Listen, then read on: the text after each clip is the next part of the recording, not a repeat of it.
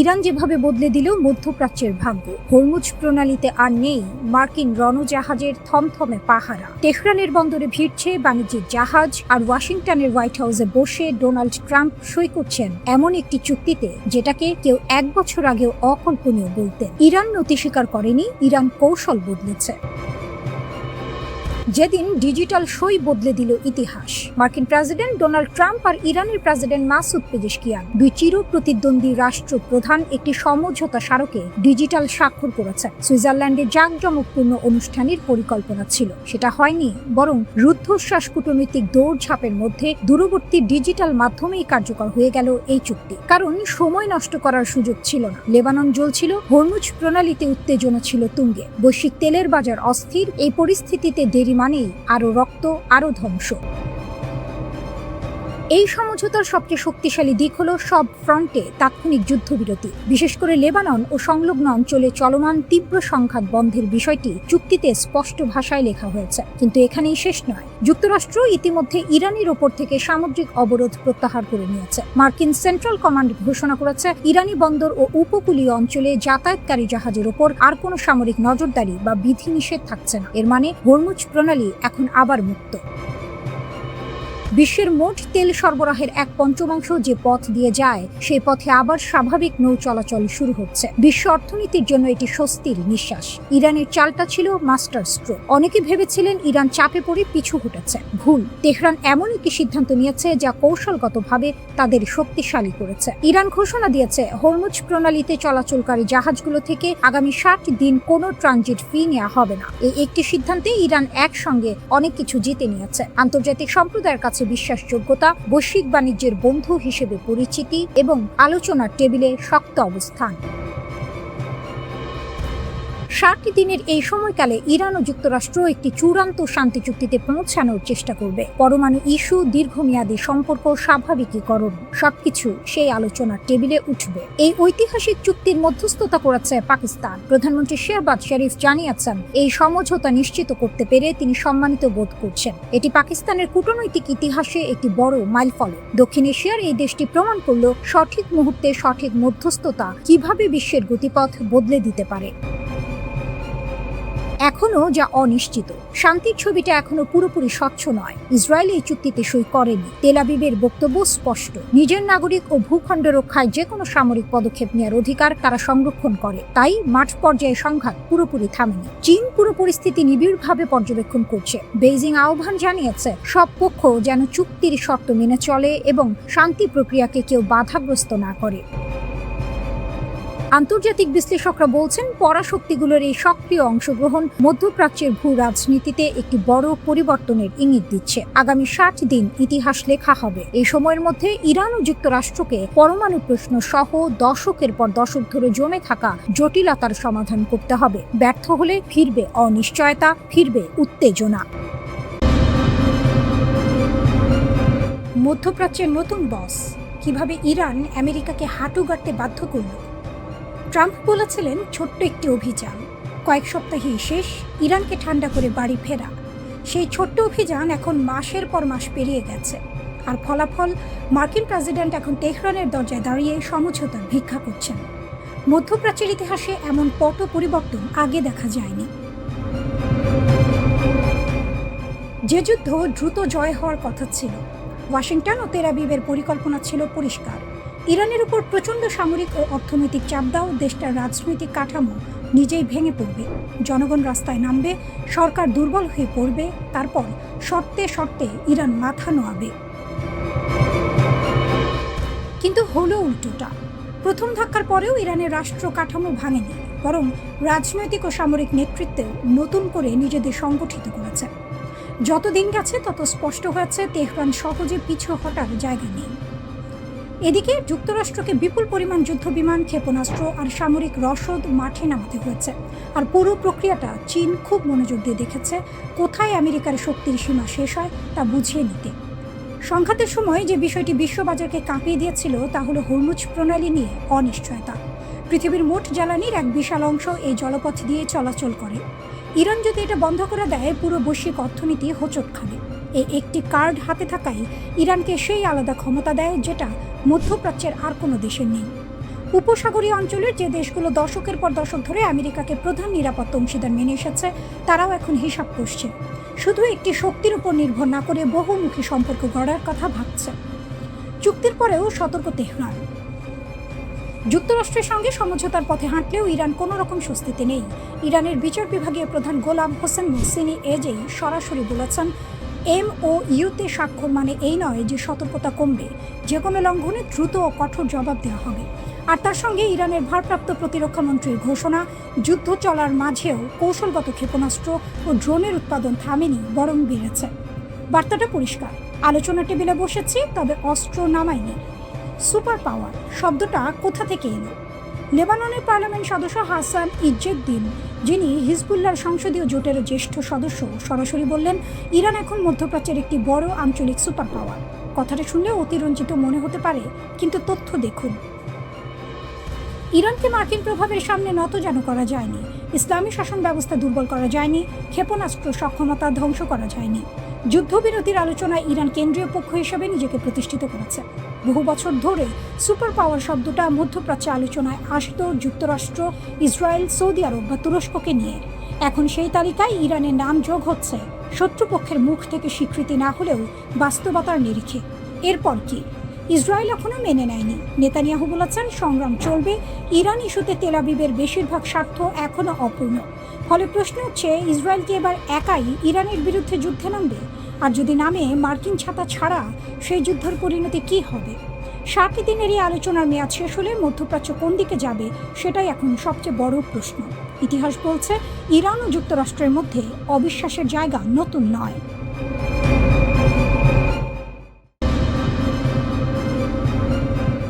মিত্রকেই শাসালেন Vance. ইরানের চালে কোণঠাসা ইসরায়েল, বদলে যাচ্ছে মধ্যপ্রাচ্যের সমীকরণ। দশকের পর দশক ধরে যে সম্পর্ককে অটুট ধরে নেওয়া হয়েছিল, সেই ওয়াশিংটন তেল আবিব পক্ষে আজ স্পষ্ট ফাটল। আর সেই ফাটলের কেন্দ্রে দাঁড়িয়ে আছে একটি নাম, ইরান। তেহরান কোনো যুদ্ধ জেতেনি, কিন্তু কূটনীতির বোর্ডে এমন একটি চাল দিয়েছে, যেটা আমেরিকার ভাইস প্রেসিডেন্টকে দিয়েই তার পুরনো মিত্রকে সরাসরি শাসাতে বাধ্য করেছে। এটাই এখন বিশ্ব রাজনীতির সবচেয়ে বড় গল্প। যে মন্তব্য কাঁপিয়ে দিল সব হিসাব, জেডি ভ্যান্স, মার্কিন ভাইস প্রেসিডেন্ট, ট্রাম্প প্রশাসনের দ্বিতীয় সর্বোচ্চ ক্ষমতাধর মানুষ।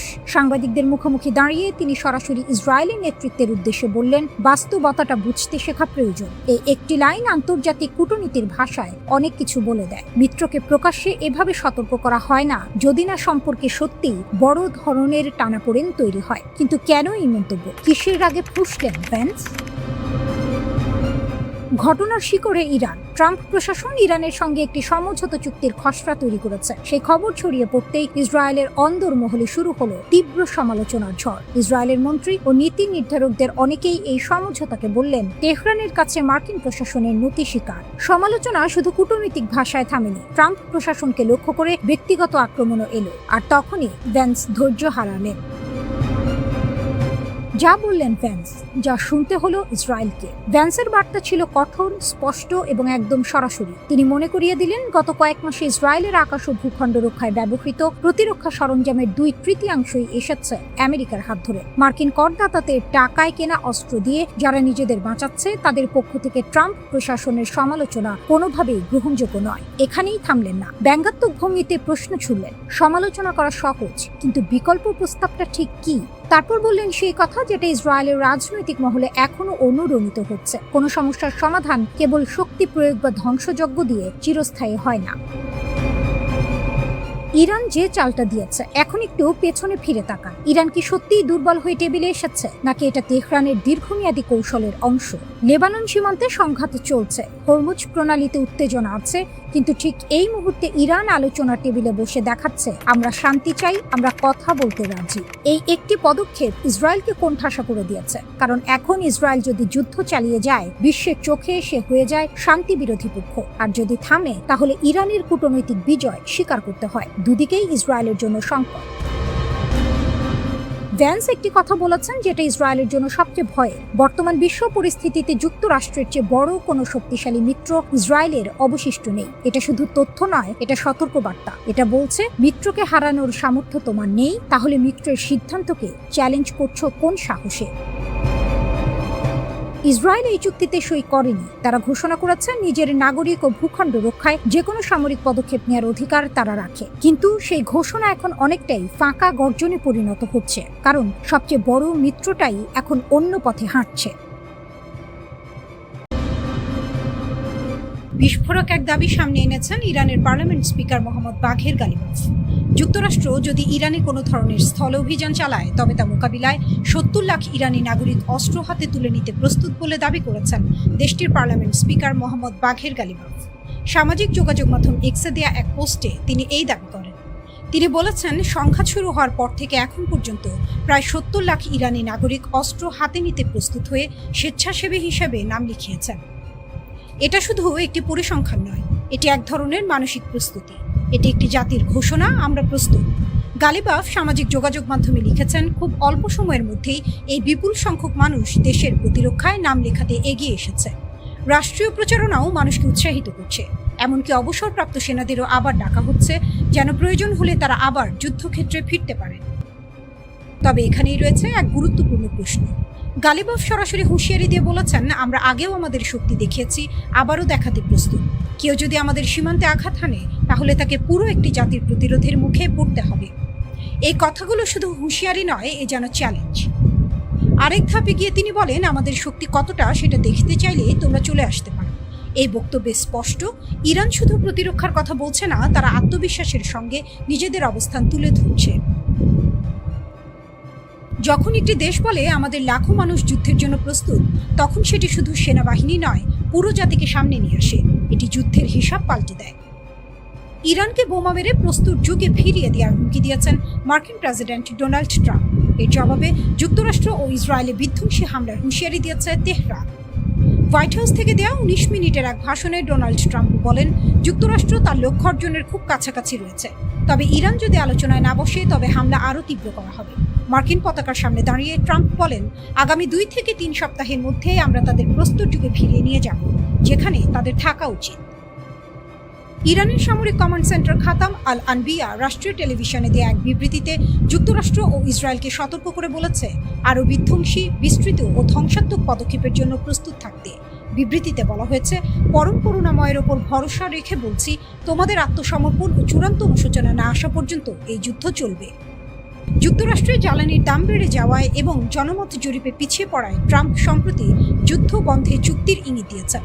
তিনি ইরানের নতুন নেতৃত্বকে অপেক্ষাকৃত কম কট্টর ও যৌক্তিক বলে বর্ণনা করেছেন। তবে তেহরান ওয়াশিংটনের এই যুদ্ধবিরতি প্রস্তাবকে অযৌক্তিক বলে প্রত্যাখ্যান করেছে। ইরানের পররাষ্ট্র মন্ত্রণালয়ের মুখপাত্র ইসমাইল বাঘাই জানিয়েছেন, পাকিস্তানের মতো মধ্যস্থতাকারীদের মাধ্যমে বার্তা পাওয়া গেলেও যুক্তরাষ্ট্রের সঙ্গে সরাসরি কোনো আলোচনা হচ্ছে না। এর বিপরীতে ট্রাম্প হুঁশিয়ারি দিয়েছেন যে চুক্তি না হলে ইরানের বিদ্যুৎ উৎপাদন কেন্দ্রগুলোতে হামলা চালানো হবে।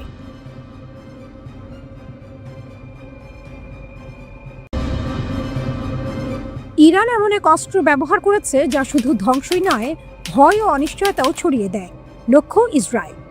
প্রশ্ন হচ্ছে, কেন ইরান এই বিশেষ ধরনের বোমা ব্যবহার করল? এর পেছনে রয়েছে একটি স্পষ্ট সামরিক কৌশল। ইসরায়েলের আকাশ প্রতিরক্ষা ব্যবস্থা বিশ্বের অন্যতম শক্তিশালী। এই প্রতিরক্ষা ব্যবস্থা সাধারণত একটি বড় ক্ষেপণাস্ত্রকে সহজেই ধ্বংস করতে পারে, কিন্তু ইরান এবার সেই ব্যবস্থাকেই চ্যালেঞ্জ করেছে নতুনভাবে। ইরান ব্যবহার করেছে গুচ্ছ বোমা। এই বোমা একবার আকাশে উঠলে নির্দিষ্ট উচ্চতায় গিয়ে এটি ভেঙে যায় এবং এর ভেতর থেকে বেরিয়ে আসে অসংখ্য ছোট ছোট বিস্ফোরক। একসঙ্গে এতগুলো লক্ষ্য তৈরি হলে প্রতিরক্ষা ব্যবস্থা বিভ্রান্ত হয়ে পড়ে। সবকিছু একসঙ্গে ঠেকানো প্রায় অসম্ভব হয়ে যায়। এই কৌশল অনেকটা ঝড়ের মতো, একটি বড় আঘাত নয়, বরং অসংখ্য ছোট আঘাত যা একসঙ্গে মারাত্মক ক্ষতি করতে পারে। ইসরায়েলের প্রতিরক্ষা ব্যবস্থা যখন একটি বড় লক্ষ্য ধ্বংস করার জন্য প্রস্তুত থাকে, তখন হঠাৎ করে তা কয়েক ডজন ছোট লক্ষ্য হয়ে যায়, ফলে অনেক বিস্ফোরকই মাটিতে পৌঁছে যায়। খোরামশর হলো ইরানের সবথেকে উন্নত ব্যালিস্টিক ক্ষেপণাস্ত্র। ধারণা করা হয় এটি একটি ক্লাস্টার ওয়ারহেড গুচ্ছ বোমা বহনে সক্ষম, যা মাঝ আকাশে ৮০টি সাবমিশনে বিভক্ত হয়ে ছড়িয়ে পড়তে পারে। ইসরায়েলের প্রতিরক্ষা মূল্যায়নে এই ক্ষেপণাস্ত্রটি বড় হুমকি হিসেবে দেখা দিয়েছে। বিশ্বের সবথেকে অত্যাধুনিক এবং বহু স্তর বিশিষ্ট ক্ষেপণাস্ত্র প্রতিরক্ষা ব্যবস্থা থাকা সত্ত্বেও ইসরায়েলের জন্য এটি এখন ধারাবাহিক উদ্বেগের কারণ হয়ে দাঁড়িয়েছে। যুদ্ধের শুরু থেকেই ইরানের এই গুচ্ছ যুদ্ধাস্ত্রগুলো, যা মাঝ আকাশে কয়েক ডজন ছোট বোমায় বিভক্ত হয়ে যায়, ইসরায়েলের অত্যন্ত উন্নত ও বহুমুখী প্রতিরক্ষা ব্যবস্থাকে বড় চ্যালেঞ্জের মুখে ফেলেছে। আয়রন ডোম সহ ইসরায়েলের প্রতিরক্ষা ব্যবস্থাগুলো বিভিন্ন উচ্চতা ও গতির হুমকি মোকাবিলায় তৈরি করা হলেও গুচ্ছ বোমার ক্ষেত্রে এটি সফল হতে হিমশিম খাচ্ছে। বিশেষজ্ঞরা বলছেন, এই ধরনের বোমা মূলত একটি বড় এলাকা জুড়ে ধ্বংস ছড়ানোর জন্য তৈরি। একটি গুচ্ছ বোমার ভেতরে প্রায় 20 থেকে 80টি ছোট বিস্ফোরক থাকতে পারে। প্রতিটি বিস্ফোরক মাটিতে পড়ার সঙ্গে সঙ্গে বিস্ফোরিত হয়, সৃষ্টি করে একের পর এক বিস্ফোরক। সবচেয়ে ভয়ঙ্কর বিষয় হলো, এটি ছোট বোমাগুলোর কিছু অনেক সময় বিস্ফোরিত হয় না, সেগুলো পরে মাটিতে পড়ে থাকে, যা সাধারণ মানুষের জন্য দীর্ঘদিনের ঝুঁকি হয়ে দাঁড়ায়। ইরানের এই হামলা শুধু একটি সামরিক পদক্ষেপ নয়, এটি একটি শক্তিশালী বার্তা। তারা দেখাতে চাইছে ইসরায়েলের শক্তিশালী প্রতিরক্ষা ব্যবস্থাকেও তারা ভেঙে দিতে পারে। ক্ষেপণাস্ত্রের যাত্রাপথও অত্যন্ত পরিকল্পিত। প্রথমে এটি দ্রুত আকাশে উঠে যায়, তারপর উচ্চ স্তরে গিয়ে ধীরে ধীরে লক্ষ্যবস্তুর দিকে এগোয়। প্রতিরক্ষা ব্যবস্থার জন্য এটি ধ্বংস করার সবচেয়ে গুরুত্বপূর্ণ সময় এই পর্যায়ে। কিন্তু যদি সেটি বেঁচে যায়, তখনই শুরু হয় সবচেয়ে ভয়াবহ অংশ। নির্দিষ্ট উচ্চতায় গিয়ে বোমাটি হঠাৎ বিস্ফোরিত হয়ে ছড়িয়ে দেয় অসংখ্য ছোট বোমা। এগুলো বাতাসে ছড়িয়ে পড়ে এবং মাধ্যাকর্ষণের টানে নিচে নেমে আসে। কোনো নির্দিষ্ট লক্ষ্য নয়, যেখানে পড়ে সেখানেই ধ্বংস। এই কৌশলকে অনেকেই বলছেন একসঙ্গে বহু আঘাতের যুদ্ধনীতি। এটি শুধু প্রতিরক্ষা ভেঙে দেয় না, বরং আতঙ্ক সৃষ্টি করে।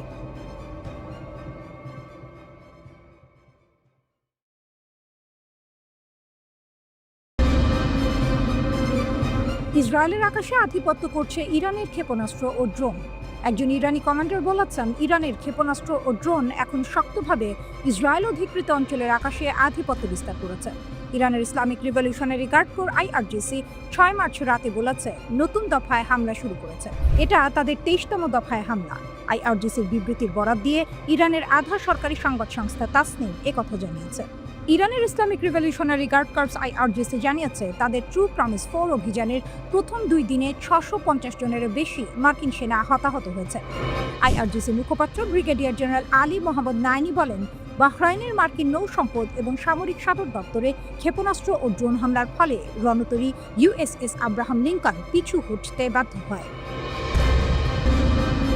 জেনারেল নাইনি আরও নিশ্চিত করেন, ইরানি বাহিনী পারস্য উপসাগরীয় অঞ্চলে মার্কিন সামরিক স্থাপনায় ব্যাপক ক্ষতি করেছে। এক ঘটনায় ইরানি বাহিনী একটি গুরুত্বপূর্ণ মার্কিন ঘাঁটিতে আঘাত করলে 160 জন মার্কিন সেনা নিহত বা আহত হন। এছাড়া ইরানি ক্ষেপণাস্ত্র আঘাতের ফলে মার্কিন নৌবাহিনীর MST যুদ্ধ সহায়তা জাহাজও ব্যাপক ক্ষতিগ্রস্ত হয়। এক ভিডিও বার্তায় খাতাম আল আম্বিয়া হেডকোয়ার্টার্সের মুখপাত্র ইব্রাহিম জলফাগারি বলেন, ইসরায়েলের ক্ষেপণাস্ত্র প্রতিরক্ষা ব্যবস্থার শক্তি অনেকটাই কমে গেছে। তিনি বলেন, ইরানের সশস্ত্র বাহিনী সফলভাবে ইসরায়েলের ক্ষেপণাস্ত্র প্রতিরক্ষার ঢালের রাডার ব্যবস্থা লক্ষ্য করে আঘাত হানতে সক্ষম হয়েছে, যার ফলে এই দুর্বলতা তৈরি হয়েছে। ইরানের সশস্ত্র বাহিনী তাদের প্রস্তুতি ধরে রাখতে, যাতে করে ইসরায়েলি শাসন ব্যবস্থা এবং অপরাধী যুক্তরাষ্ট্রের বিরুদ্ধে আরও বড় ধরনের হামলা চালানো যায়। তার মতে, আগে থেকে নির্ধারিত পরিকল্পনা অনুযায়ী শত্রুদের বিরুদ্ধে আরও আক্রমণ চালানো হবে। জলফাগারি জোর দিয়ে বলেন, যুক্তরাষ্ট্র ও জায়নিস্ট শাসন ব্যবস্থা এর সব স্বার্থ ও সম্পদ লক্ষ্যবস্তু করার পাশাপাশি ইরান হরমুজ প্রণালীতে নিরাপত্তা বজায় রাখতে সর্বোচ্চ চেষ্টা করবে এবং আঞ্চলিক দেশগুলোর কোনো ক্ষতি হতে দেবে না। মুখপাত্র আরও জানান, Islamic revolutionary guard corps IRGC এর নৌবাহিনী একটি মার্কিন MQ-9 রিপার ড্রোন ঘাঁটিকে লক্ষ্য করে হামলা চালিয়েছে এবং সেখান থেকে ধোঁয়া উঠতে দেখা গেছে। IRGC জানায়, ইরানি নৌবাহিনী USS আব্রাহাম লিঙ্কনে 4টি ক্রুজ ক্ষেপণাস্ত্র নিক্ষেপ করে, যা চাবাহার উপকূল থেকে প্রায় 250 থেকে 300 কিলোমিটার দূরে অবস্থান করছিল। হামলার পর জাহাজটি দক্ষিণ পূর্ব ভারত মহাসাগরের দিকে সরে যায়। ওদিকে লেবানন সীমান্তে হামলায় 8 জন ইসরায়েলি সেনা আহত হয়েছে। এর মধ্যে 5 জনের অবস্থা গুরুতর বলে জানা গেছে। ইসরায়েলের সামরিক বাহিনী জানিয়েছে, লেবানন সীমান্তের কাছে অ্যান্টি ট্যাঙ্ক ক্ষেপণাস্ত্র হামলায় 8 সেনা আহত হয়েছেন। তাদের মধ্যে 5 জনের অবস্থা গুরুতর। তাদের দ্রুত হাসপাতালে নেওয়া হয়েছে। তাদের মধ্যে ইসরায়েলের বর্তমান অর্থমন্ত্রী বেজলাল স্মোট্রিচের ছেলেও আছে। ইসরায়েলের আর্মি রেডিও কথা জানিয়েছে, তবে এ বিষয়ে বিস্তারিত কিছু জানানো হয়নি। ইরানের পাশাপাশি লেবাননেও হামলা চালিয়ে যাচ্ছে ইসরায়েল। লেবাননে স্থল অভিযানও শুরু করেছে ইসরায়েলি বাহিনী। ইসরায়েলের অর্থমন্ত্রী বেজলাল কট্টরপন্থী বলে পরিচিত। তিনি লেবাননের রাজধানী বৈরুতের একাংশকে ফিলিস্তিনের গাজা সিটির খান ইউনুসের মতো ধ্বংসস্তূপে পরিণত করার হুমকি দিয়েছেন।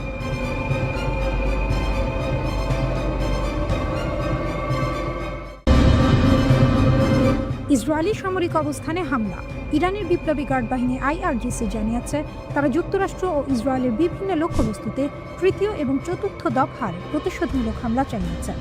ইরানি সংবাদ মাধ্যম ইরনার প্রতিবেদন অনুযায়ী হামলার মূল লক্ষ্যবস্তুগুলো হল হাইফা বন্দর, ইসরায়েলি নৌবাহিনীর ঘাঁটি এবং সেখানে থাকা যুদ্ধজাহাজ নোঙর করার স্থান, রামাত ডেভিড বিমান ঘাঁটি, ইসরায়েলের অন্যতম গুরুত্বপূর্ণ সামরিক বিমান ঘাঁটি, প্রতিরক্ষা মন্ত্রণালয়, তেল আবিবের হাকরিয়াত এলাকায় অবস্থিত ইসরায়েলি যুদ্ধ মন্ত্রণালয়, সামরিক শিল্প এলাকা, বেইত হাসামাস এলাকার সামরিক ও শিল্প স্থাপনা, কেন্দ্রীয় সামরিক শিল্প কেন্দ্র, শতুত এলাকায় অবস্থিত ইসরায়েলি সামরিক সরঞ্জাম তৈরির মূল কেন্দ্র।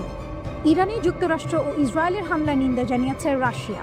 রুশ পররাষ্ট্রমন্ত্রী সার্গেই ল্যাভরভ তিনি একে বিনা উস্কানিতে হামলা বলে উল্লেখ করে অবিলম্বে হামলা বন্ধের আহ্বান জানিয়েছেন। ইরানের পররাষ্ট্রমন্ত্রী আব্বাস আরাকচির সঙ্গে টেলিফোনে আলাপকালে মস্কোর এই অবস্থান তুলে ধরেন রাশিয়ার পররাষ্ট্রমন্ত্রী ল্যাভরভ। ইসরায়েলের প্রধানমন্ত্রীর কার্যালয় একটি ছবি প্রকাশ করেছে, যেখানে বেনিয়ামিন নেতানিয়াহুকে ফোনে কথা বলতে দেখা যাচ্ছে। ছবির বিবরণে বলা হয়, নেতানিয়াহু মার্কিন প্রেসিডেন্টের সঙ্গে কথা বলছিলেন। মার্কিন সিনেটর এডওয়ার্ড জে মার্কি ইরানের ওপর ট্রাম্পের সামরিক হামলাকে অবৈধ ও অসাংবিধানিক বলে মন্তব্য করেছেন। হামলার জন্য কংগ্রেসের কোনো অনুমোদন না নেওয়ার কথা তুলে ধরে তিনি বলেন, এটি সমস্ত আমেরিকানদের জন্য বিপদ বয়ে আনবে। তিনি বলেন, ট্রাম্পের এই অবৈধ পদক্ষেপ একটি বৃহত্তর আঞ্চলিক যুদ্ধের ঝুঁকি বাড়িয়ে দিচ্ছে। এটি ওই অঞ্চলে থাকা মার্কিন সেনা ও বেসামরিক নাগরিকদের জন্য মারাত্মক হুমকি। সেনেটর মার্কি বলেন, ইরানের পারমাণবিক হুমকিকে বাড়িয়ে প্রচার করছেন ট্রাম্প। এর আগে অপারেশন মিডনাইট হ্যামার চালিয়ে ইরানের পারমাণবিক কর্মসূচি পুরোপুরি ধ্বংস করে দেওয়ার দাবি করার পরেও তিনি একই কাজ করে যাচ্ছেন। ইরানের রাজধানী তেহরান সহ বিভিন্ন স্থানে হামলা চালিয়েছে ইসরায়েল ও যুক্তরাষ্ট্র। এর মধ্যেই তেহরানের রাস্তায় নেমে এসেছে যুক্তরাষ্ট্র। ইসরায়েলের বিরোধী বিক্ষোভ করেছেন ইরানিরা। এ সময় বিক্ষোভকারীদের হাতে ইরানের জাতীয় পতাকা দেখা যায়। কেউ কেউ দেশটির সর্বোচ্চ নেতা আয়াতুল্লাহ আলী খামেনির ছবি নিয়ে যোগ দেন বিক্ষোভে। বিক্ষোভকারীদের মধ্যে নারী শিশু উপস্থিতি ছিল লক্ষণীয়। ইরান মধ্যপ্রাচ্য জুড়ে মার্কিন সামরিক ঘাঁটিকে টার্গেট করছে। কুয়েতের বেসামরিক বিমান চলাচল কর্তৃপক্ষ জানিয়েছে, একটি ড্রোন কুয়েত আন্তর্জাতিক বিমানবন্দরে হামলা চালিয়েছে, যার ফলে বেশ কয়েকজন কর্মচারী সামান্য আহত হয়েছেন এবং টার্মিনাল একটি সামান্য ক্ষতি হয়েছে। তারা নিশ্চিত করেছে যে উপযুক্ত কর্তৃপক্ষ জরুরি পদ্ধতি অনুসারে ঘটনাটি মোকাবিলা করেছে এবং পরিস্থিতি সম্পূর্ণ নিয়ন্ত্রণে রয়েছে। যাত্রী ও কর্মচারীদের নিরাপত্তা তাদের সর্বোচ্চ অগ্রাধিকার। ইরানের পররাষ্ট্রমন্ত্রী আব্বাস আরাকচি 28 ফেব্রুয়ারি ইসরায়েলের হামলায় 2-1 কমান্ডার নিহত হওয়ার আশঙ্কার কথা জানিয়েছেন। তিনি জোর দিয়ে বলেছেন যে বেশিরভাগ ইরানি কর্মকর্তা এখনও নিরাপদ এবং জীবিত আছেন, তবে এর বাইরে বিস্তারিত কিছু তিনি জানাননি। মিস্টার আরাকচি জানিয়েছেন যে ইরানের কাছে এমন অস্ত্র রয়েছে যা মার্কিন যুক্তরাষ্ট্রে পৌঁছাতে সক্ষম এবং হামলা বন্ধ না হলে তারা শক্ত হাতে জবাব দেবে। তিনি ইরানের ক্ষেপণাস্ত্র ঘাঁটির ক্ষতির পরিমাণ সম্পর্কে এখনও নিশ্চিত করে কিছু জানাতে পারেননি। রাশিয়ার পররাষ্ট্রমন্ত্রীর সাথে তাদের আলোচনা হয়েছে। এর পাশাপাশি তুরস্ক, পাকিস্তান, সৌদি আরব এবং কুয়েত সহ আঞ্চলিক দলগুলির সাথে কূটনৈতিক আলোচনা চলছে বলেও জানান তিনি।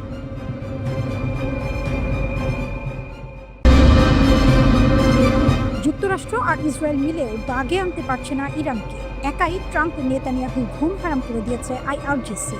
ড্রোনের গর্জন, ক্ষেপণাস্ত্রের ছায়া আর উত্তপ্ত তেলের বাজার সব মিলিয়ে এক অস্থির সময় পার করছে যুক্তরাষ্ট্র। এই উত্তেজনার মাঝেই নতুন বিস্ফোরক দাবি তুলেছেন যুক্তরাজ্যের প্রতিরক্ষামন্ত্রী জন হিলি। তার ভাষায়, ইরানের সামরিক কৌশলের পেছনে কাজ করছে রাশিয়ার প্রেসিডেন্ট ভ্লাদিমির পুতিনের গোপন হাত। ঘটনার সূত্রপাত ইরাকের উত্তরাঞ্চলের শহর ইরবিলে। সেখানে পশ্চিমা বাহিনীর ব্যবহৃত একটি সামরিক ঘাঁটিতে ড্রোন হামলা চালানো হয়।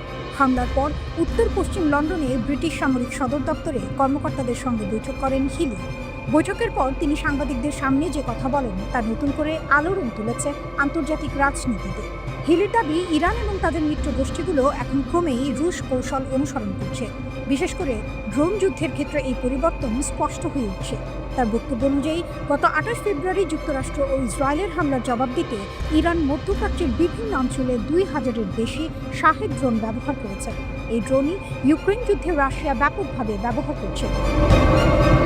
ব্রিটিশ জয়েন্ট অপারেশনসের প্রধান লেফটেন্যান্ট জেনারেল নিক পেরি জানান, রাশিয়া হয়তো সরাসরি যুদ্ধে নেই, কিন্তু কৌশলগত পরামর্শ দিয়ে ইরানকে সহায়তা করছে। তার মতে, ইরানি ড্রোন অপারেটররা এখন অনেক নিচ দিয়ে ড্রোন উড়াচ্ছে, ফলে রাডারের চোখ ফাঁকি দিয়ে লক্ষ্যবস্তুতে আঘাত হানা সহজ হচ্ছে। এই নতুন কৌশল পশ্চিমা বাহিনীর জন্য বড় চ্যালেঞ্জ হয়ে দাঁড়িয়েছে।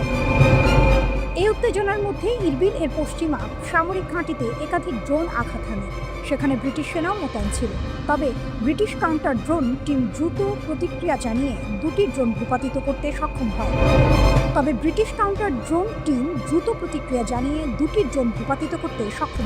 কোনো ব্রিটিশ সেনা হতাহতের খবর পাওয়া যায়নি, কিন্তু ঘটনাটি পশ্চিমা সামরিক মহলে নতুন করে উদ্বেগ তৈরি করেছে। ব্রিটিশ প্রতিরক্ষা মন্ত্রী জন হিলি বলেন, পুতিনের গোপন হাত যে এই কৌশলের পেছনে থাকতে পারে তাতে অবাক হওয়ার কিছু নেই। তার যুদ্ধের কারণে তেলের দাম যত বাড়ছে ততই লাভবান হচ্ছে রাশিয়া। সেই অতিরিক্ত অর্থ ইউক্রেন যুদ্ধে মস্কোর জন্য বড় অর্থের উৎস হয়ে উঠছে। অন্যদিকে তেহরানও কঠোর অবস্থান বজায় রেখেছে। ইরানের নতুন সর্বোচ্চ নেতা মোস্তফা খামেনির পক্ষ থেকে প্রকাশিত এক বিবৃতিতে বলা হয়েছে, মধ্যপ্রাচ্যীয় মার্কিন ঘাঁটিগুলোর উপর হামলা চলতেই থাকবে। পাশাপাশি কৌশলগতভাবে গুরুত্বপূর্ণ হরমুজ প্রণালী বন্ধ রাখার কথাও উল্লেখ করা হয়েছে। এই প্রণালী দিয়ে বিশ্বের প্রায় 20% তেল পরিবাহিত হয়। ফলে এখানকার উত্তেজনা সরাসরি প্রভাব ফেলছে বৈশ্বিক জ্বালানি বাজারে। ইতিমধ্যেই তেলের দাম ব্যারেল প্রতি $100 ছাড়িয়েছে। এদিকে যুক্তরাষ্ট্রের প্রেসিডেন্ট ডোনাল্ড ট্রাম্প বিষয়টি নিয়ে ভিন্ন সুরে কথা বলেছেন। তার সামাজিক যোগাযোগ মাধ্যম ট্রুথ সোশ্যালে দেওয়া এক পোস্টে তিনি লিখেছেন, যুক্তরাষ্ট্র বিশ্বের সবচেয়ে বড় তেল উৎপাদক হওয়ায় এই উচ্চ মূল্য থেকে দেশটি বিপুল অর্থ আয় করছে। এই মন্তব্যের জবাব দিয়েছেন ইরানের সুপ্রিম ন্যাশনাল সিকিউরিটি কাউন্সিলের সচিব আলী লারিজানি। তিনি কড়া ভাষায় বলেন, যুদ্ধ শুরু করা সহজ, কিন্তু কয়েকটি টুইট দিয়ে জেতা যায় না। আপনার এই ভুল হিসাবের জন্য অনুতপ্ত না হওয়া পর্যন্ত আমরা থামব না।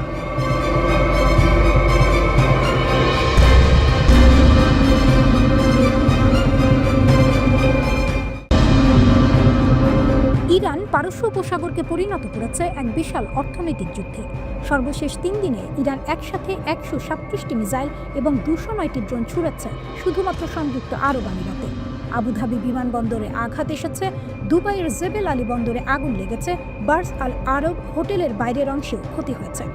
সৌদি আরবের রস তানুরা পৃথিবীর অন্যতম বৃহৎ তেল পরিশোধনাগারে ড্রোন হামলা হয়েছে। দৈনিক 5,50,000 ব্যারেল তেল প্রক্রিয়াকরণ স্থগিত। শুধু সামরিক উদ্দেশ্য নয়, এবার সরাসরি অর্থনীতিকে লক্ষ্য করা হয়েছে। হরমুজ প্রণালী এখন যুদ্ধক্ষেত্র। বিশ্বের প্রায় 20% তেল এই সংকীর্ণ সমুদ্রপথ দিয়ে যায়। এখন হরমুজ প্রণালী এক যুদ্ধক্ষেত্র। জাহাজ আঘাত পেতে শুরু করেছে। বড় পরিবাহকরা চলাচল স্থগিত করেছে। ট্যাঙ্কারের বিমার দাম রাতারাতি 25 থেকে 50% বেড়ে গেছে। একসঙ্গে হামলা লক্ষ্য করেছে বাহরাইন, কুয়েত, কাতার, সৌদি আরব এবং সংযুক্ত আরব আমিরাত। ফলাফল, তেলের দাম একদিনে 10% বৃদ্ধি। এই আঘাতের মানে এখন বোঝা জরুরি, এটি শুধু রাজনৈতিক বিবাদ নয়, এটা সরাসরি গণিত। হরমুজ প্রণালীর বিকল্প নেই। সৌদি আরব ও সংযুক্ত আরব আমিরাতের পাইপলাইন মিলিয়ে মাত্র 6.5 মিলিয়ন ব্যারেল দৈনিক সরবরাহ করতে পারে। 14 মিলিয়ন ব্যারেল তেল এখন আটকে গেছে।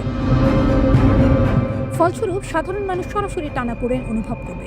বাজারের খাদ্যদ্রব্যের দাম বাড়বে, জ্বালানির দাম বাড়বে, বিদ্যুতের খরচ বেড়ে যাবে। তারা জানতেও পারবে না কেন। অন্যদিকে ধনীরাও এই পরিস্থিতি বুঝে আগে ভাগে অবস্থান নিয়েছে। তেল, স্বর্ণ, রূপা এবং অন্যান্য রিয়েল এস্টেটে তারা ইতিমধ্যেই প্রস্তুত। যুদ্ধ আর অবিচ্ছিন্ন অর্থনীতি। যুদ্ধ কখনো দুর্ঘটনা হয় না, এগুলো পৃথিবীর সবচেয়ে শক্তিশালী অর্থনৈতিক ঘটনা। যে মানুষরা বিষয়টি বোঝে তার ইতিহাসের সঠিক দিকে থাকে। এবার ইরান দেখাচ্ছে, যখন বিশ্ব অর্থনীতির মূল অবকাঠামোকে লক্ষ্য করা হয়, তখন প্রভাব ছড়ায় নিউ ইয়র্ক থেকে মুম্বাই পর্যন্ত। প্রতিটি পণ্য, প্রতিটি ফ্লাইট, প্রতিটি ব্যবসা তেলের উপর নির্ভরশীল। এবং পারস্য উপসাগরের এই গুরুত্বপূর্ণ তেলপথ প্রতিদিন হামলার মুখে। তেলের সংকট মানে দৈনন্দিন জীবন ব্যাহত হবে। গ্যাস স্টেশন, বাজার, বিদ্যুৎ বিল সবকিছুতে ধাক্কা লাগবে। এটাই হচ্ছে ইরানের সামরিক কৌশলগত অর্থনৈতিক যুদ্ধের প্রভাব। সামরিক লক্ষ্য আর অর্থনৈতিক প্রভাব একসাথে। গুরুত্বপূর্ণ হরমুজ প্রণালীতে যুক্তরাষ্ট্র সংশ্লিষ্ট একটি জ্বালানিবাহী ট্যাঙ্কারে হামলা চালানোর কথা জানিয়েছে ইসলামিক বিপ্লবী গার্ড। তারা জানায়, ATHE নোভা নামের ট্যাঙ্কারটিতে 2টি ড্রোন দিয়ে হামলা করা হয়েছে। আঘাতের ফলে এটা এখনও চলছে। ইসরায়েলে যুক্তরাষ্ট্রের হামলার প্রতিশোধ হিসেবে শুরু হওয়া পাল্টা হামলার অংশ হিসেবে এই আক্রমণ চালানো হয়েছে বলে বাহিনীটি নিশ্চিত করেছে। মার্কিন প্রেসিডেন্ট ডোনাল্ড ট্রাম্প বলেছেন, যুক্তরাষ্ট্র ইরানে এখনও কঠোর আঘাত করেনি। বড় হামলা এখনও বাকি, শিগগিরই মূল আক্রমণ করা হবে। মার্কিন সংবাদমাধ্যম CNN-কে দেওয়া সাক্ষাৎকারে ট্রাম্প একথা বলেন, ইরানের লক্ষ্য অর্জনের সময় লাগবে এবং এতে আরও মার্কিন সেনার প্রাণহানি হতে পারে বলে সতর্ক করেছেন যুক্তরাষ্ট্রের জয়েন্ট চিফস অব স্টাফের chairman general Dan Caine. General Caine বলেন, আমরা আরও ক্ষয়ক্ষতির আশঙ্কা করছি, তবে বরাবরের মতোই মার্কিন ক্ষয়ক্ষতি যতটা সম্ভব কমিয়ে আনতে আমরা কাজ করব।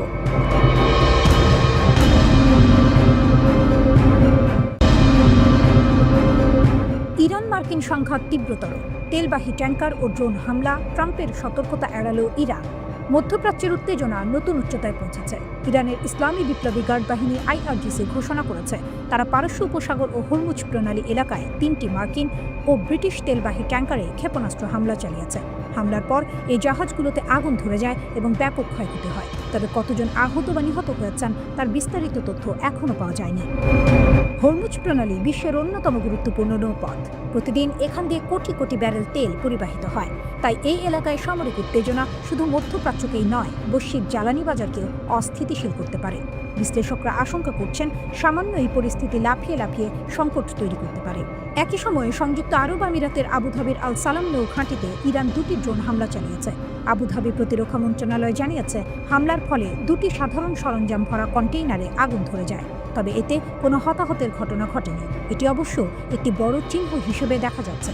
মন্ত্রণালয় জানিয়েছে সংঘাত শুরু হওয়ার পর থেকে তারা 167টি ক্ষেপণাস্ত্র এবং 541টি ইরানি ড্রোন হামলা মোকাবিলা করেছে। এটা ইঙ্গিত দেয় মধ্যপ্রাচ্যের স্থিতিশীলতা এখন ক্রমশ কমছে। ঘটনার পটভূমি হল যুক্তরাষ্ট্র ও ইসরায়েলের যৌথ হামলা। 28 ফেব্রুয়ারি সকালে তারা ইরানে হঠাৎ হামলা চালায়। এতে ইরানের সর্বোচ্চ নেতা আয়াতুল্লাহ আলী খামেনি সহ দেশের কয়েকজন শীর্ষস্থানীয় সামরিক ও বেসামরিক কর্মকর্তা নিহত হয়েছেন। এই হামলার জবাবে ইরানও প্রতিরোধে নেমেছে। তারা যুক্তরাষ্ট্র ও ইসরায়েলের বিভিন্ন সামরিক স্থাপনা লক্ষ্য করে ক্ষেপণাস্ত্র ও ড্রোন ছুটছে। ইরানের পররাষ্ট্রমন্ত্রী আব্বাস আরাকচি যুক্তরাষ্ট্রের প্রেসিডেন্ট ডোনাল্ড ট্রাম্পের সতর্কবার্তা প্রত্যাখ্যান করেছেন। ট্রাম্প বলেছিলেন যুক্তরাষ্ট্র ও ইসরায়েলের বড় ধরনের হামলার জবাব ইরান যেন না দেয়, কিন্তু ইরান বলেছে আত্মরক্ষার ক্ষেত্রে তাদের কোনো সীমা নেই। আব্বাস আরাকচির ভাষায়, আমাদের নিজেদের রক্ষা করার অধিকার নেই, এটা বলার অধিকার কারণ নেই। আমরা যেভাবেই হোক নিজেদের রক্ষা করব। আমাদের জনগণকে রক্ষা করতে তাদের নিরাপত্তা নিশ্চিতে আমরা কোনো সীমা দেখি না। তিনি আরও বলেন যুক্তরাষ্ট্র যা করছে তা আগ্রাসন, আর আমরা যা করছি তা আত্মরক্ষা। এই দুইয়ের মধ্যে বড় পার্থক্য আছে। এই বক্তব্যে ইরান স্পষ্ট করেছে তারা নিজেদের দেশ ও জনগণ রক্ষায় যে কোনো পদক্ষেপ নিতে প্রস্তুত। এদিকে ইরানের বিপ্লবী রক্ষী বাহিনী IRGC জানিয়েছে অপারেশন ট্রু প্রমিসের 5ম ধাপে দুবাইয়ের জেবেল আলীতে মার্কিন নৌযানগুলোর জন্য গোলাবারুদ বহন করা একটি জাহাজে তাদের 4টি ড্রোন আঘাত হানার পর বিস্ফোরণ ও ক্ষয়ক্ষতির ঘটনায় ওই জাহাজটি পুরোপুরি অকার্যকর হয়ে পড়েছে। নরকের দুয়ার খোলা রাখব, মার্কিন ঘাঁটি জাহাজে ক্ষেপণাস্ত্র মেরে বলল ইরান সর্বোচ্চ ধর্মীয় নেতার হত্যাকারীদের সাজা দেয়া এবং ইসরায়েল ও যুক্তরাষ্ট্রের বিরুদ্ধে ইতিহাসের সবচেয়ে ভয়াবহ আক্রমণ চালানোর অঙ্গীকার করেছে IRGC।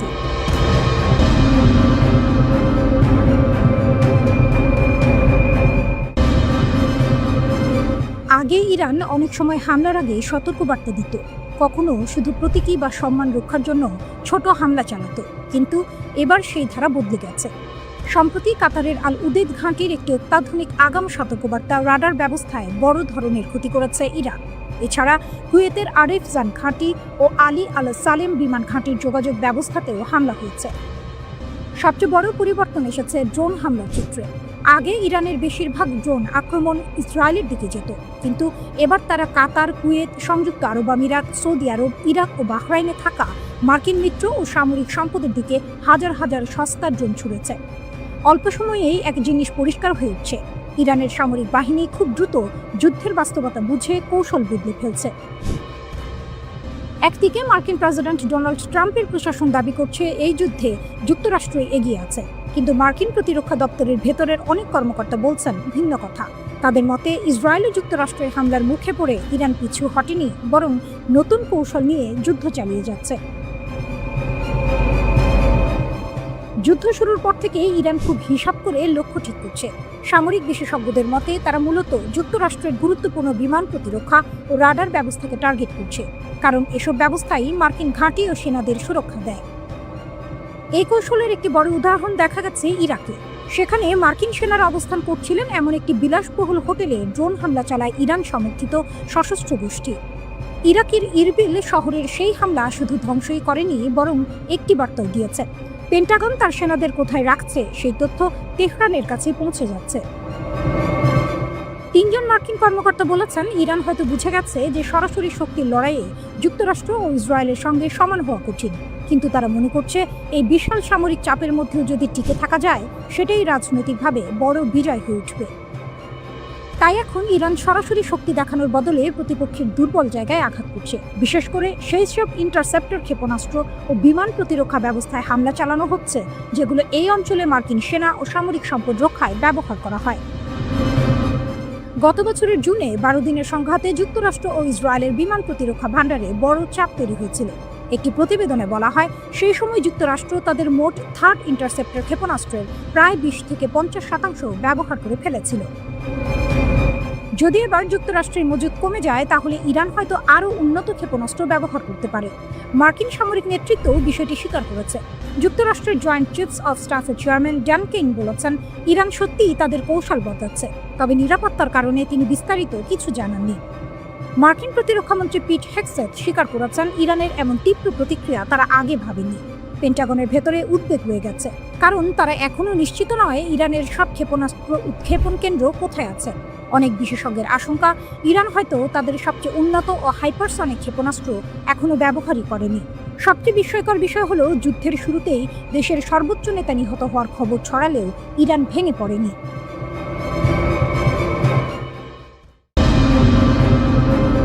রাতের অন্ধকার ভেদ করে আকাশ থেকে ধেয়ে আসে জ্বলন্ত আগুনের গোলা। প্রথম দেখায় মনে হতে পারে উল্কাপিণ্ড, কিন্তু না, এগুলো আসলে ইরানের ব্যালিস্টিক ক্ষেপণাস্ত্র।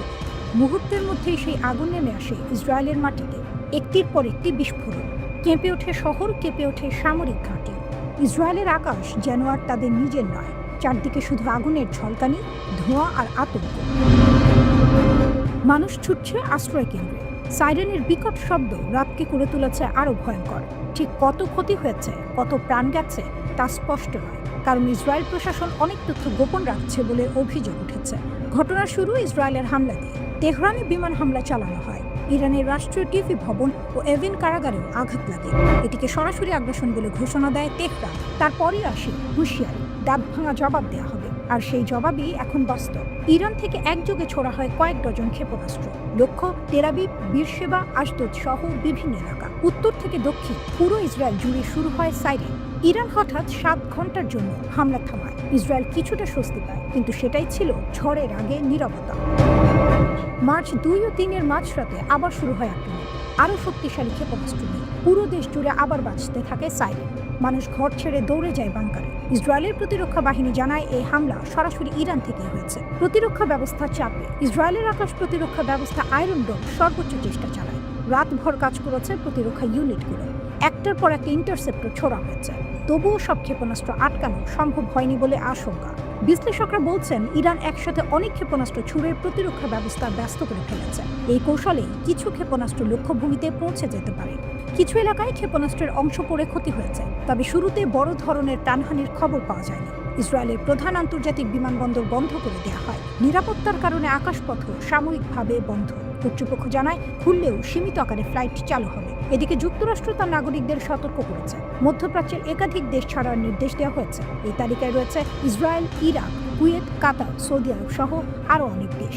ইরান শত শত ড্রোন ও ক্ষেপণাস্ত্র ছুড়েছে। শুধু ইসরায়েল নয়, মার্কিন ঘাঁটি, দূতাবাস এবং আরব মিত্র দেশগুলো হামলার শিকার।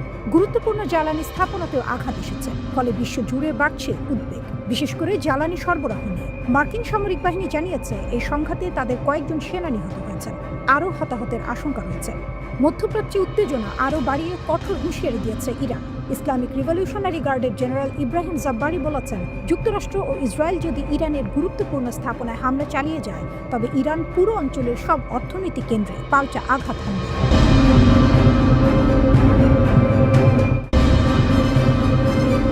অবিশ্বাস্য এক দাবি করেছে Islamic revolutionary guard corps IRGC। তাদের ভাষ্য, পারস্য উপসাগরের সীমানা পেরিয়ে এবার তারা সরাসরি ভারত মহাসাগরে থাকা একটি মার্কিন ডেস্ট্রয়ারে আঘাত হেনেছে। IRGC জানিয়েছে, এই হামলায় ব্যবহার করা হয়েছে দুটি শক্তিশালী অস্ত্র। একটি হলো গাদার 380 ব্যালিস্টিক ক্ষেপণাস্ত্র, অন্যটি তালাইয়েহ ক্রুজ মিসাইল। গাদার 380 একটি মাঝারি পাল্লার ব্যালিস্টিক মিসাইল। এর সর্বোচ্চ পাল্লা প্রায় 2000 কিলোমিটার, অর্থাৎ এটি দূরবর্তী লক্ষ্যবস্তুতে আঘাত হানতে সক্ষম। অন্যদিকে তালাইয়েহ ক্রুজ মিসাইলের পাল্লা প্রায় 1000 কিলোমিটার। সবচেয়ে ভয়ঙ্কর বিষয়, এটি মাঝপথেই নিজের লক্ষ্য পরিবর্তন করতে পারে। মানে শত্রু যদি ভাবেও যে আক্রমণ এড়িয়ে গেছে, তবুও শেষ মুহূর্তে সেটি ফিরে আসতে পারে। সামরিক বিশ্লেষকদের মতে, এই হামলার আসল গুরুত্ব অন্য জায়গায়। ভারত মহাসাগরের মতো দূরবর্তী এলাকায় গিয়ে মার্কিন নৌবাহিনীকে টার্গেট করা এটি স্পষ্ট এক বার্তা। বার্তাটি হলো ইরান এখন শুধু নিজের আশপাশে নয়, দূর সমুদ্রেও যুক্তরাষ্ট্রের উপস্থিতিকে চ্যালেঞ্জ করতে প্রস্তুত। আইআরজিসির দাবি অনুযায়ী হামলার সময় মার্কিন ডেস্ট্রয়ারটি একটি ট্যাঙ্কার থেকে জ্বালানি নিচ্ছিল, অর্থাৎ এটা ছিল সবচেয়ে দুর্বল মুহূর্ত। ঠিক সেই সময়ে আঘাত হানা হয়েছে। এমন আঘাত মনস্তাত্ত্বিক চাপও তৈরি করে, কারণ সমুদ্রে নিরাপদ মনে করা শক্তিশালী নৌবহরও যদি আক্রমণের শিকার হয় তাহলে সেই নিরাপত্তা আর নিরাপদ থাকে না। গোয়েন্দা তথ্যের বরাত দিয়ে বিবৃতিতে আরও জানানো হয়েছে, ক্ষেপণাস্ত্রের আঘাতে মার্কিন ডেস্ট্রয়ার ও ট্যাঙ্কার উভয় জাহাজে ভয়াবহ অগ্নিকাণ্ডের সৃষ্টি হয় এবং সমুদ্রের আকাশে কালো ধোঁয়ার কুণ্ডলী দেখা যায়। ইরানি সামরিক বাহিনী এই অভিযানকে ইরান বিরোধী মার্কিন ও জায়নবাদী আগ্রাসনের বিরুদ্ধে একটি চূড়ান্ত ও দাঁত ভাঙা জবাব হিসেবে বর্ণনা করেছে। এই উত্তেজনার কেন্দ্রে রয়েছে মার্কিন বিমানবাহী রণতরী ইউএসএস আব্রাহাম লিঙ্কন। ভারত মহাসাগরে যুক্তরাষ্ট্রের শক্তির প্রতীকগুলোর একটি এটি।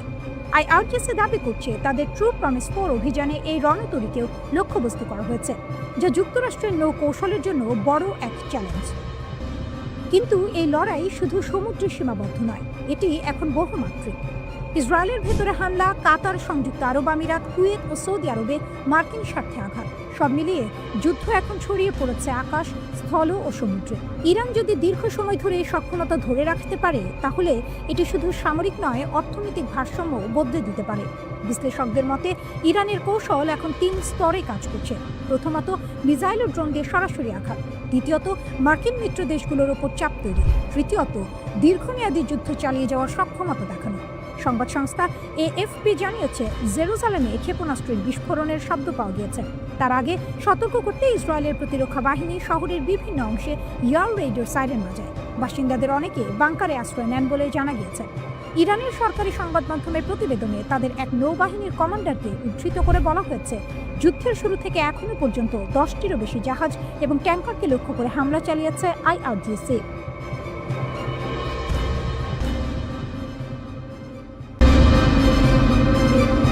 ইরানের হয়ে লড়ছে ইরাকের সশস্ত্র গোষ্ঠী। যুদ্ধে বাড়ছে নতুন উত্তেজনা। মধ্যপ্রাচ্যের চলমান সংঘাতে নতুন মাত্রা যোগ করেছে ইরাকের সশস্ত্র গোষ্ঠীগুলো। তেহরানের বিরুদ্ধে যুক্তরাষ্ট্র ও ইসরায়েলের যৌথ সামরিক অভিযানের জবাবে এখন ইরানের পক্ষ নিয়ে মধ্যপ্রাচ্যের বিভিন্ন জায়গায় হামলা জোরদার করছে এসব গোষ্ঠী। বিশ্লেষকদের মতে নতুন নতুন সশস্ত্র গোষ্ঠী যুদ্ধে জড়িয়ে পড়ায় পরিস্থিতি আরও জটিল হয়ে উঠছে এবং সহিংসতা দ্রুত ছড়িয়ে পড়ার আশঙ্কা বাড়ছে। এখন যুক্তরাষ্ট্র ও ইসরায়েলের প্রধান লক্ষ্য হয়ে উঠেছে ইরানের মিত্র সশস্ত্র গোষ্ঠীগুলোর নেটওয়ার্ক। আর এই গোপন সংঘর্ষের একটি গুরুত্বপূর্ণ ক্ষেত্র হিসেবে উঠে এসেছে ইরাক থেকে একের পর এক হামলা। গত 28 ফেব্রুয়ারি যুদ্ধ শুরুর পর থেকেই ইরাকের বিভিন্ন সশস্ত্র গোষ্ঠী একের পর এক হামলা চালাচ্ছে। তারা ইসরায়েল, জর্ডান এবং ইরাকের ভেতরে থাকা মার্কিন ঘাঁটিগুলোকে লক্ষ্য করে কয়েক ডজন হামলা চালিয়েছে। শুধু তাই নয়, সাম্প্রতিক সময়ে উত্তর ইরাকের কুর্দি অধ্যুষিত স্বায়ত্তশাসিত অঞ্চলেও হামলা চালানো হয়েছে। সেখানে ইরান বিরোধী কুর্দি গোষ্ঠীগুলোর অবকাঠামোকে লক্ষ্য করে আঘাত হানা হয়েছে। বিশ্লেষক এবং আঞ্চলিক গোয়েন্দা সংস্থার সাবেক কর্মকর্তারা বলছেন, এই পরিস্থিতি মোকাবিলায় ইসরায়েল ও যুক্তরাষ্ট্র এখন ইরাকে থাকা ইরানপন্থী গোষ্ঠীগুলোর শক্তি কমানোর চেষ্টা করছে। এজন্য তারা বিমান হামলার পাশাপাশি স্থলপথে বিশেষ বাহিনীর অভিযানও চালাচ্ছে। পুরনো ছায়াযুদ্ধ আবার সামনে। 2003 সালে যুক্তরাষ্ট্রের নেতৃত্বে ইরাকি আগ্রাসনের পর থেকেই দেশটি এক ধরনের ছায়াযুদ্ধের মাঠে পরিণত হয়। সেখানে যুক্তরাষ্ট্র, তার মিত্ররা এবং ইরান নিজেদের প্রভাব বিস্তারের জন্য বিভিন্ন গোষ্ঠীকে ব্যবহার করে এসেছে। ইরাকের এসব সশস্ত্র গোষ্ঠীর বেশিরভাগ সদস্য আসে দেশটির সংখ্যাগরিষ্ঠ শিয়া সম্প্রদায় থেকে। তারা সাধারণত ইরানের শক্তিশালী সামরিক বাহিনী, Islamic revolutionary guard corps IRGC এর ঊর্ধ্বতন কর্মকর্তাদের নির্দেশ মেনে চলে। এরই মধ্যে উত্তর ইরাকের এরবিল বিমানবন্দরে থাকা মার্কিন ঘাঁটিতে হামলার দায় স্বীকার করেছে ইরান সমর্থিত কয়েকটি গোষ্ঠী। অন্যদিকে জর্ডানের বিভিন্ন লক্ষ্যবস্তুতে ইরানের পশ্চিমাঞ্চলীয় মরুভূমি থেকে ড্রোন ও ক্ষেপণাস্ত্র ছোড়া হয়েছে। একই সময়ে দক্ষিণাঞ্চলের গোষ্ঠীগুলো কুয়েতের দিকে একটি ক্ষেপণাস্ত্র নিক্ষেপ করেছে। এসব সশস্ত্র গোষ্ঠী একটি যৌথ বিবৃতি দিয়ে ইউরোপীয় দেশগুলোকে সতর্ক করেছে। তারা বলেছে, ইউরোপ যদি এই যুদ্ধে জড়িয়ে পড়ে তাহলে ইরাক ও ওই অঞ্চলে থাকা ইউরোপীয় সেনা ও ঘাঁটিগুলো হামলার লক্ষ্যবস্তু হবে। 4 মার্চ সন্ধ্যায় ইসরায়েলি সামরিক বাহিনীর এক মুখপাত্র নিশ্চিত করেছেন, ইরাক থেকে ইসরায়েলকে লক্ষ্য করে ড্রোন ছোড়া হয়েছে। নিউ ইয়র্ক ভিত্তিক পরামর্শক প্রতিষ্ঠান হরিজন এঙ্গেজ এর ইরাক বিশেষজ্ঞ মাইকেল নাইটস বলেন, ইরান সমর্থিত ইরাকি গোষ্ঠীগুলো এখন দেখছে তারা কিভাবে এই যুদ্ধে নিজেদের ভূমিকা জোরালো করতে পারে এবং কিভাবে তারা খামেনিকে হত্যার প্রতিক্রিয়া জানাবে। ইরান কয়েক দশক ধরে নিজেদের নিরাপত্তা নিশ্চিত করতে এবং অঞ্চলে প্রভাব বাড়াতে ভারত মহাসাগর থেকে ভূমধ্য সাগর পর্যন্ত বিস্তৃত সশস্ত্র গোষ্ঠীগুলোর একটি জোট গড়ে তুলেছে। ফিলিস্তিনি গোষ্ঠী হামাস এবং ইয়েমেনের হুথি উভয়ের সঙ্গেই ইরানের ঘনিষ্ঠ সম্পর্ক রয়েছে, তবে তারা এখন পর্যন্ত বর্তমান সংঘাত থেকে অনেকটাই দূরে রয়েছে। তবে কি হুথিদের রিজার্ভে রাখছে ইরান? ইরানের মিত্র গোষ্ঠীগুলো নিয়ে কাজ করা যুক্তরাষ্ট্র ভিত্তিক বিশ্লেষক ফিলিপ স্মিথ বলেন, তেহরান হয়তো ভবিষ্যতের জন্য হুথিদের রিজার্ভে রেখে দিচ্ছে, তবে ইরানের শাসন ব্যবস্থা যদি দুর্বল হয়ে পড়ে এমন পরিস্থিতির কথা ভেবেও হুথি নেতারা বিকল্প ব্যবস্থা রাখতে পারে।